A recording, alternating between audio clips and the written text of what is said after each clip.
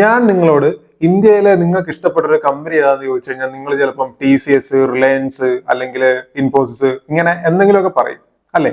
പക്ഷെ എന്റെ കാര്യം നോക്കുകയാണെങ്കിൽ എനിക്ക് ഏറ്റവും ബെസ്റ്റ് കമ്പനിയായിട്ട് ഇന്ത്യയിൽ തോന്നിയിട്ടുള്ളത് ഇന്ത്യൻ റെയിൽവേസ് ആണ്. കാരണം ഏകദേശം 67,000 കിലോമീറ്റർ ട്രാക്സ് പണിഞ്ഞിട്ടുണ്ട്. അതുപോലെ തന്നെ 7,000 റെയിൽവേ സ്റ്റേഷൻസ്.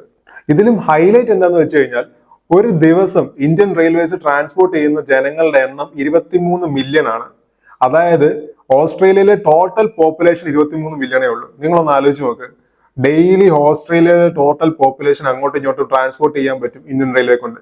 ഇത്രയും വലിയ സ്റ്റേഷനുകളുടെ നെറ്റ്വർക്ക് കൺട്രോൾ ചെയ്യുക, ഇത്രയും ജനങ്ങളെ കൺട്രോൾ ചെയ്യുക, ഇത്രയും വലിയൊരു വർക്ക് ഫോഴ്സ് കൺട്രോൾ ചെയ്യുക, ഇതെല്ലാം ചെയ്യുന്ന ഒരു ഒറ്റ കമ്പനിയാണ് ഇന്ത്യൻ റെയിൽവേസ്.